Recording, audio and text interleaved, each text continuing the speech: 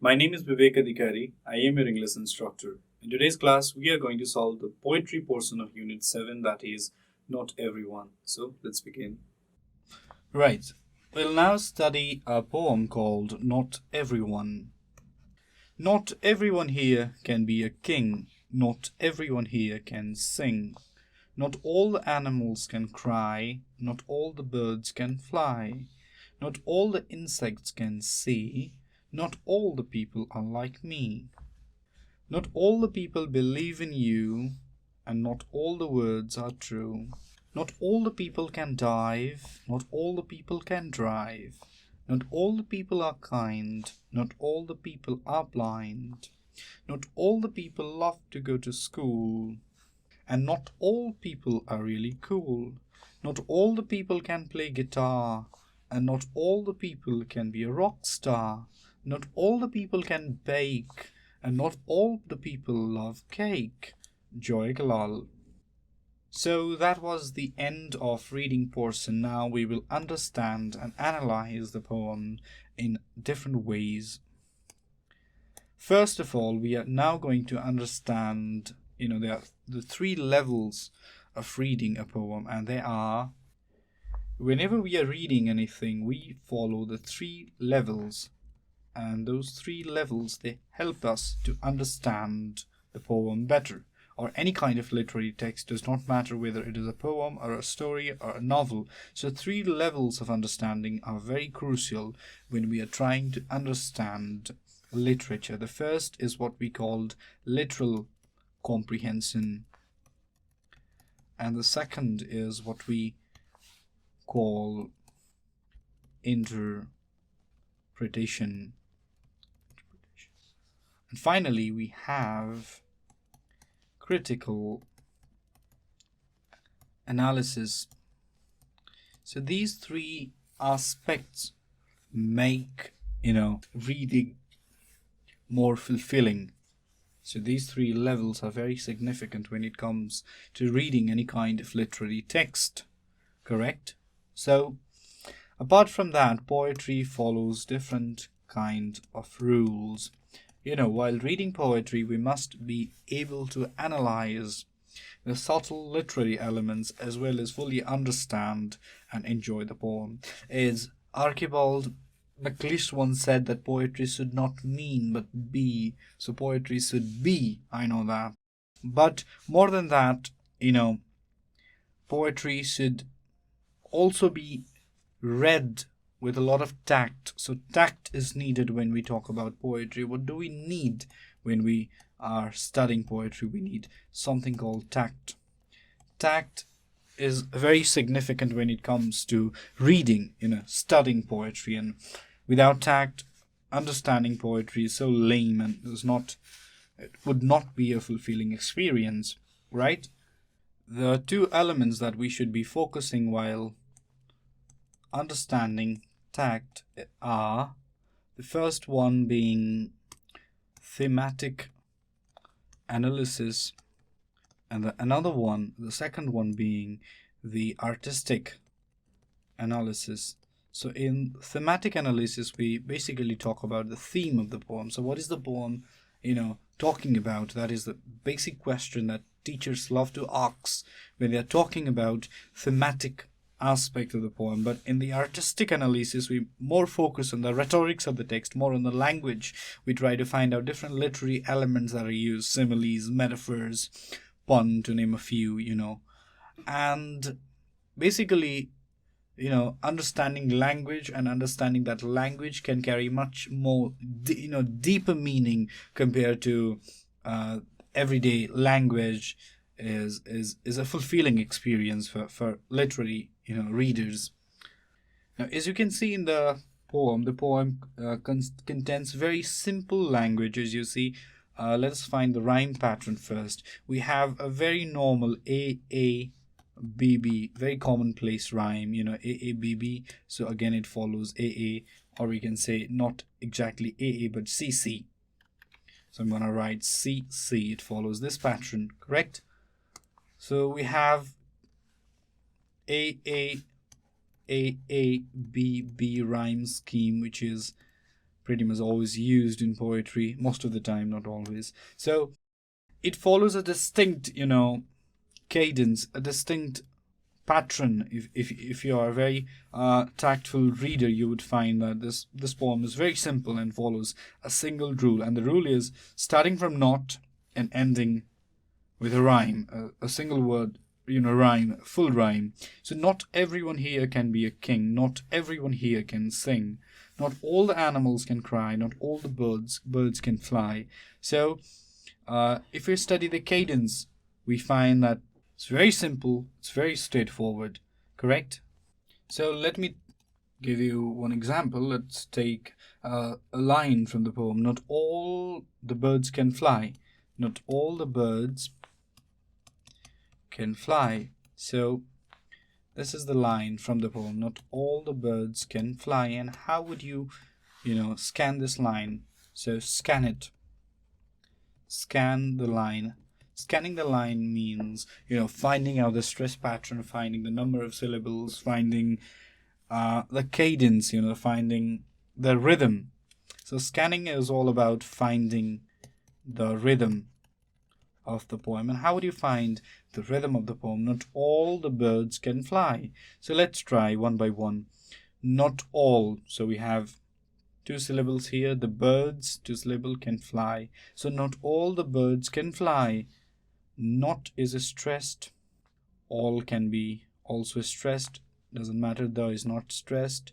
Birds is stressed. Can is not stressed. Fly is stressed. So we have this pattern. So what is the rhythm of the poem? The rhythm is something like this. In fact, it is iambic pentameter, but slightly distorted form of iambic pentameter, I must say. So this is the rhythm of the poem. So how many feet do we have? We have 3 feet. That is 3 multiplied by 2, which is 6 syllables. 3 feet, 6 syllables. That is the pattern that we find in the poem. Not all the birds can fly. So the rhythm goes like this. Not all the birds can fly. So ascending order rhythm is here. So, valleys and crest are formed. Not all the birds can fly. If you read it distinctly, giving stresses at proper places. So you would find that there's certain rhythm to this line. Not all the birds can fly. Not all the birds can fly. And this distinct, feet is called an iamb. What is it called? It is called an iamb. You can remember this by saying I am, right? I am. So I is unstressed while yam is stressed. So what is the pattern? What is the metrical pattern? I am, right? So I am is used, but that's a little variation here. We call this spondy. Spondy is where both syllables are stressed. So goes almost flat. Not all the birds can fly. So pretty easy. Sounds confusing, I know, because a lot of details are used. So, it's confusing to understand the basic rhythm of poem, but you can try. Not all the animals can cry. Not all the animals can cry, okay. Not all the people are like me. So let's take another line. Not all the people can dive. No, not that line. Alright, let's take another line. So what would that line be? Not everyone here can sing. So that is the line. Not everyone here can sing. Now, the question is, can you scan this line? So I want you to scan it. Try right now. Pretty easy. Oh, not that easy. So it goes like this. Not everyone here can sing. Not everyone here can sing. Right?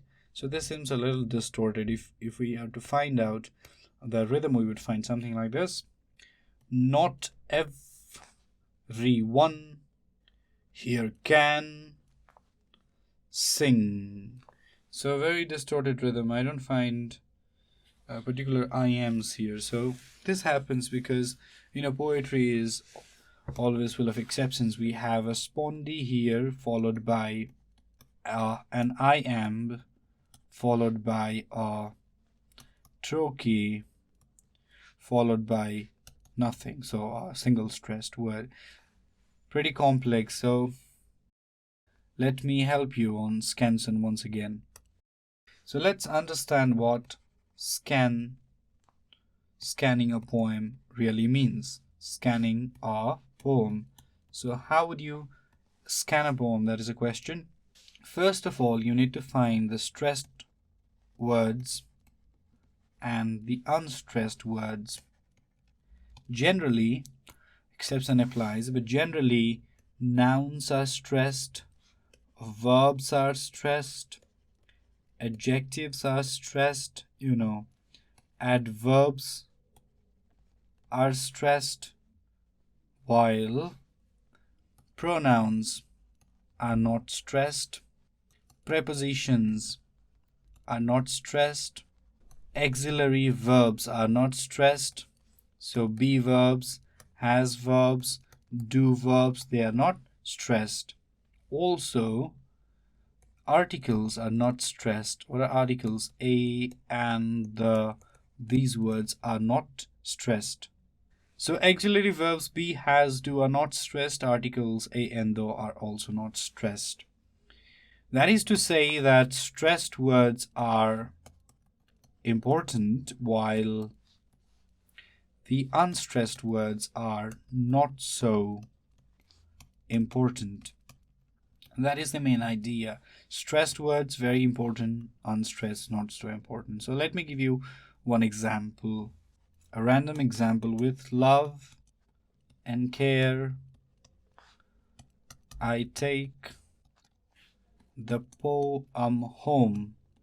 With love and care, I take the poem home. Let's find out which words are stressed and which are not. So with love, with is a preposition, sorry, a conjunction, right? No, it's a preposition. Yes. So this is not stressed. Love is stressed. Love is a noun, stressed. And is a conjunction, not stressed. Care is stressed. Pronoun, not stressed. Verb, yes, stressed. Article, not stressed. Poem, stressed. Noun, again, stressed. So let's find the unstressed parts. With, unstressed. And unstressed. I, unstressed. The, unstressed. Unstressed. Right? Pretty good. So let's pair them. Let's once again, what is an iamb? What is an iamb? Iamb is unstressed followed by stressed syllable. So iamb, remember I am, right? I am. So goes like this. So let's divide this verse into syllables. Two. Let's make a pair. Two. Once again, let's make a pair. Two.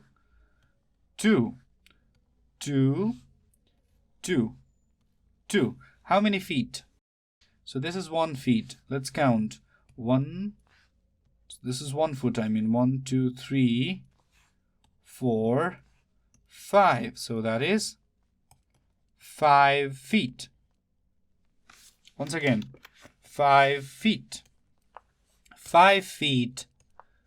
We call it penta. What do we call it? Penta. Pentameter. Since it is used in iamb, it is called iambic pentameter. What is it called? Iambic pentameter. That is 5 multiplied by 2 equals 10 syllables. How many syllables? 10. Let's count. How many syllables? 10. 1, 2, 3, 4, 5, 6, 7, 8, 9. So these are 2 syllables. 8, 9, and 10. Right? It's poem. So let's do valiant draw exercise. Let's make the arrow. So it goes like this. With love and care, I take the poem, home. Poem, home. So this follows this. Roughly follows this.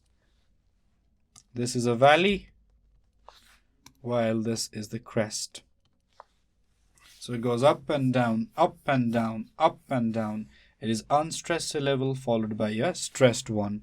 That's why it is called iamb. If we make something like a stressed syllable followed by an unstressed one, so it would go something like, how would it go? So it would be something like a falling one. So this is called, what is it called? It is called trochee. That is stress syllable followed by stress syllable. Trochee. Trochee. Trochee, right? Trochee. So let's read this line once again. We are scanning. Obviously, we are scanning a poem. With love and care, I take the poem home. With love and care, I take the poem home. How many feet? 5 feet. So the pattern is unstressed followed by stressed, unstressed, stressed. It goes like that. Valley and crest, valley and crest, valley and crest. I am. So the basic, rhythmic pattern that we find in iambic pentameter is something like this. So iambic pentameter follows this rhythm roughly. What is the rhythm? T, tum, T, tum, T, tum, T, tum, T, tum. How many did I write? 5? Right. So it goes like this. T, tum, T, tum, T, tum, T, tum, and finally T, tum. Right? Unstressed, stressed, unstressed, stressed, unstressed, stressed, unstressed, stressed, unstressed, and stressed. And the pattern goes up and down, up and down. So down and up, down and up, down and up, down and up. This is what we call iambic pentameter. How many feet once again? 1, 2, 3, 4, 5. 5 means penta, right? 5 multiplied by 2 equals 10 syllables. This is iambic pentameter. So we have something called trochaic pentameter too. Trochaic tetrameter. Just the reverse of iambic pentameter is trochaic tetrameter, correct? So this is, you can research yourself, research on trochaic pentameter or trochaic tetrameter, trochaic hexameter and stuff like that. Now let's talk about the theme of the poem. What is the poem all about? We studied about its language. We studied about the stress pattern. We found out the rhythm of the poem, how not everyone here can sing follows a certain rhythmic pattern. We found out that, but that is all the artistic area of the poem. Now I want to talk about the thematic analysis. What does this poem talk about? This poem talks about individuality. Not everyone can be a king, not everyone here can sing, not all the animals can cry, not all the birds can fly. So in a way, this poem is celebrating the differences. What is it doing? It is celebrating the differences. The world is full of differences.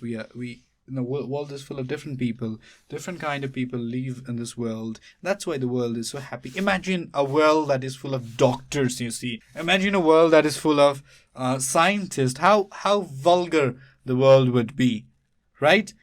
The world is full of different people. Some are doctors, some are engineers, some are teachers, some are students, some are loafers. So that's why the world is beautiful. And in a way, this poem is trying to celebrate the differences. It is, the proclamation of individuality, right?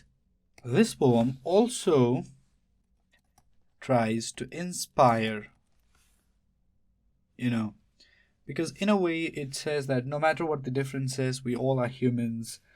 And not all the people can bake and not all the people can love cake. So in a way, it is trying to show us that it's good that we are humans, we are alive, we are young and happy, so there's no need to worry and stuff like that, right?